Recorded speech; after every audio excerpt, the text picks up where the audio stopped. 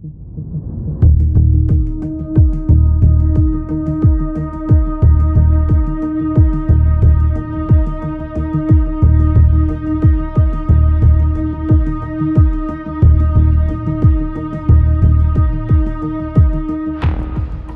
nombreux partisans de l'hypothèse des astronautes antiques affirment que les humains sont soit les descendants, soit les produits d'une intelligence extraterrestre qui a atterri sur Terre il y a des milliers d'années. Une notion alliée est que les humains ont évolué indépendamment, mais qu'une grande partie de la connaissance, de la religion et de la culture humaine provient d'une visite extraterrestre dans les temps anciens, les astronautes antiques fonctionnant comme une culture mère. Certains partisans des astronautes antiques pensent que des astronautes, ou hommes de l'espace, venus de l'espace, ont construit ou aidé à la construction de diverses structures sur Terre, notamment les pyramides égyptiennes et les têtes de pierre moaï de l'île de Pâques.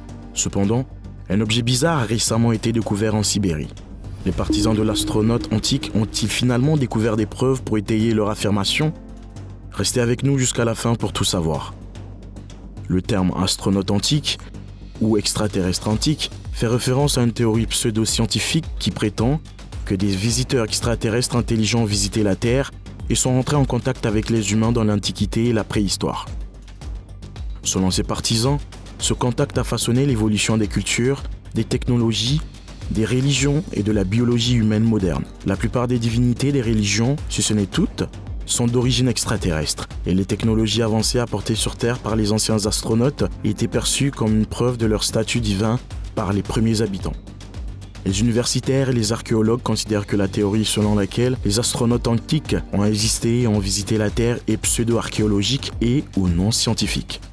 Dans les études évaluées par des pairs, elle n'a suscité aucune attention crédible. Lorsque les défenseurs de ce concept produisent des preuves à l'appui de leurs croyances, ce matériel est souvent fabriqué ou déformé d'une manière ou d'une autre.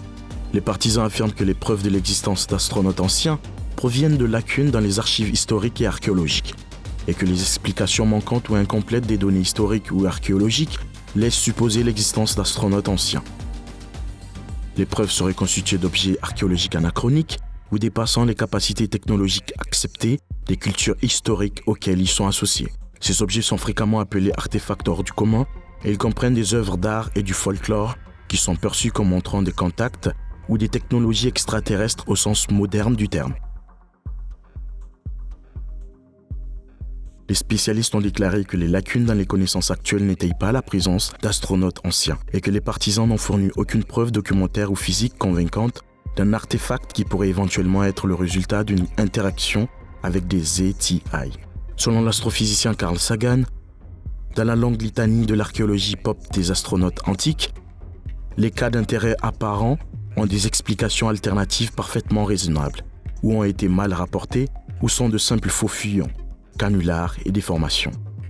Bien que de nombreuses personnes pensent que toutes les ruines antiques ont été construites par nos ancêtres à l'aide de méthodes acquises au cours d'âges d'essais et d'erreurs, certains attestent pieusement qu'elles ont fini par céder à un déluge confirmé par la Bible. Le fait est qu'à ce stade de l'histoire, nous ne pouvons pas le prouver sans l'ombre d'un doute. Les experts qui explorent et recherchent activement ces ruines spécifiques sont entrés en contact avec des preuves significatives qui suggèrent que beaucoup de ces ruines ont été autrefois noyées par une mer fraîche ou, le plus souvent, une mer ancienne. Cependant, en raison de leur apparente remarquable ancienneté, ces expériences subversives pourraient avoir été causées par des changements climatiques plutôt que par une intervention surnaturelle. On observe également une montée du sceptisme à l'égard de la théorie autrefois populaire des extraterrestres ou astronautes antiques. Ces dernières années, de nombreux organismes gouvernementaux ont prétendument fait toute la lumière sur la divulgation de l'existence d'extraterrestres, donnant au public un grand nombre de preuves évidentes, souvent sous la forme de cassettes contenant des témoignages de militaires sur ces rencontres. Est-il donc si absurde de simplement spéculer qu'une civilisation extraterrestre, manifestement beaucoup plus avancée que nous, surveille actuellement notre planète et l'humanité sur la base d'informations déjà disponibles ? Peut-être avons-nous connu ces êtres avant que quelque chose ne se produise dans notre passé et nous fasse oublier une partie importante de notre propre histoire. De nombreuses structures anciennes de notre planète défient la croyance ou la compréhension. Est-il si inexcusable de se demander si nos ancêtres n'ont pas reçu un coup de pouce intellectuel à un moment donné de l'Antiquité ? Il existe plusieurs tribus anciennes dont les récits ancestraux incluent fréquemment une forme de visite et les sites sont peut-être la plus estimée de ces tribus. grâce à une étrange idole découverte gelée dans l'une de leurs anciennes tombes enfouies dans le permafrost de hauts plateaux de l'Altaï en Sibérie. Elle est connue sous le nom de l'homme de l'espace Sith et il y a une explication solide à ce nom. Il est important de garder à l'esprit, lorsqu'on examine de tels objets avec les yeux d'un monde moderne, que les vêtements que porte cette idole sont très différents de ceux de la tribu qui les a fabriqués. Il est non seulement étrange, mais aussi effroyablement similaire à nos propres combinaisons spatiales modernes. De plus, et c'est sans doute la preuve la plus convaincante, son casque spatial est un gadget qui aurait été essentiellement pour communiquer avec un être provenant d'un tout autre habitat. Qu'était exactement le spationaute Sith? Que représente-t-il? Les nomades eurasiens ont-ils croisé un astronaute antique? Les chercheurs ne savent toujours pas comment répondre à cette énigme. Le maire de Saint-Liurfa pense que des extraterrestres sont responsables de la construction du monument archéologique néolithique de 12 000 ans connu sous le nom de Göbekli Tepe, qui se trouve dans la province du sud-est de la ville. Le motif du col en V sur les statues a fait l'objet d'une attention particulière de la part du maire. Les gens de l'époque portaient des peaux de bêtes, mais ici, nous voyons des motifs en forme de V. Si les premiers humains portaient des peaux de phoque, qui sont ces gens-là? A demandé le maire. Les 3 motifs en forme de bourse, qui sont gravés sur les monolithes de Göbekli Tepe, sont une autre caractéristique que le maire a soulignée. Ces bourses sont comparables aux bourses modernes d'aujourd'hui. Si nous pensons que ces sacs à main ont été fabriqués par les hommes de l'époque, nous nous trompons. La probabilité qu'une autre créature vivante ait fabriqué ce sac à main est plus probable. Les pliés en forme de T sont ce qui donne à Göbekli Tepe son aspect distinctif en tant que site architectural. Le plus grand et le plus lourd de ces pliés mesure 6 mètres de haut et pèse 20 tonnes chacun. Les êtres extraterrestres étaient-ils réellement responsables de la construction de ces structures? Eric von Däniken a été l'un des principaux défenseurs de ces théories à la fin des années 1960 et au début des années 1970, obtenant une audience importante grâce à la publication de Chariot of the Gods et de ses suites en 1968. Selon von Däniken, certains artefacts nécessitent un niveau de sophistication technologique plus élevé dans leur construction que celui dont disposaient les cultures anciennes. Von Däniken affirme que ces artefacts ont été créés soit par des visiteurs extraterrestres, soit par des humains qui ont obtenu les connaissances nécessaires de ces extraterrestres. Parmi ces objets figurent Stonehenge, les moailles de l'île de Pâques, la grande pyramide de Gizeh et les anciennes batteries électriques de Bagdad.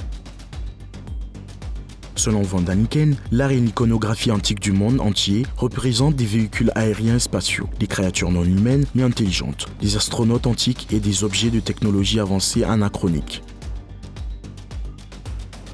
Von Däniken affirme également que des sociétés historiques géographiquement distinctes contiennent des thèmes esthétiques, ce qui, selon lui, suggère une ascendance commune. L'interprétation par von Däniken du couvercle de sarcophage découvert dans la tombe de Pakal le Grand, souverain de Palenque pendant la période classique de l'histoire maya, en est un exemple. Selon von Däniken, le dessin représentait un astronaute assis. Toutefois, l'iconographie et les inscriptions mayas qui l'accompagnent indiquent qu'il s'agit d'un portrait du roi lui-même avec l'arbre du monde maya. Selon von Däniken, les origines de nombreuses religions différentes peuvent être considérées comme des réactions à des interactions avec des êtres extraterrestres. Selon son point de vue, l'humanité croyait que la technologie des extraterrestres était un produit des dieux et les extraterrestres eux-mêmes étaient vénérés comme des divinités. Von Däniken affirme que les traditions orales écrites de la plupart des religions contiennent des références à des visiteurs extraterrestres, sous la forme de descriptions d'étoiles et d'objets véhiculaires voyageant dans l'air et l'espace. L'une d'entre elles est la révélation donnée à Ézéchiel dans l'Ancien Testament, que Däniken interprète comme un récit complet d'un vaisseau spatial en train de se poser et qu'elle interprète comme tel. Dans le premier chapitre du livre d'Ézéchiel, qui se trouve dans l'Ancien Testament, Ézéchiel a une vision dans laquelle il voit un immense nuage qui est rempli de feu et qui génère des éclairs et une lumière brillante. Il poursuit, le centre du feu ressemblait à du métal incandescent, et dans le feu se trouvait ce qui ressemblait à 4 créatures vivantes. Ces créatures, appelées chérubins, sont décrites comme ailées et humanoïdes. Elles allaient et venaient comme des éclairs, et le feu allait et venait parmi les créatures. Ensuite, le texte décrit 4 objets scintillants appelés ophanimes, chacun d'entre eux ressemblant à une roue croisant une roue. Ces objets étaient capables de voler et se déplaçaient en tandem avec les créatures vivantes, comme le décrit le passage suivant. Quand les créatures vivantes se déplaçaient, les roues à côté d'elles se déplaçaient, et quand les créatures vivantes se levaient de terre, les roues se levaient aussi. Les partisans des astronautes antiques pensent également que les dessins rupestres au Hopi de Kachinas, êtres spirituels, découverts dans le désert, établissent un lien entre les origines des tribus Hopi et Zuni et le peuple des étoiles. Ils se réfèrent à des gravures comparables trouvées ailleurs, comme preuve que des extraterrestres ont rendu visite à diverses civilisations anciennes. Un certain nombre de tribus anciennes, dont les Égyptiens antiques et certains Amérindiens, allongeaient artificiellement le crâne de leurs enfants. Certains partisans des astronautes antiques affirment que cela a été fait pour imiter les visiteurs extraterrestres, qu'ils considéraient comme des dieux. Le pharaon Akhenaton et Néfertiti sont deux souverains historiques représentés avec des crânes énormes. La représentation d'Akhenaton et de sa famille dans l'art armanien, avec des caractéristiques telles que des crânes et des membres allongés, des torses sous-développés et une gynécomastie, serait le résultat d'une maladie familiale. Les mariages entre les membres de la famille, en particulier entre frères, étaient fréquents dans les foyers royaux de l'Égypte ancienne, ce qui augmentait la probabilité de telles maladies. Des malformations et des maladies ont été découvertes dans les restes de la famille régnante égyptienne de la 18e dynastie. Le syndrome de Loets-Dietz, le syndrome de Marfan, le syndrome de Froelich et le syndrome d'Atley-Bixler font partie des syndromes d'Akhenaton proposés. Il a été proposé qu'Akhenaton vénère le dieu disque solaire Aton et que ce culte puisse faire allusion à une maladie qui est soulagée par la lumière du soleil. Que pensez-vous de la théorie des astronautes antiques ? Faites-le nous savoir dans la section des commentaires ci-dessous.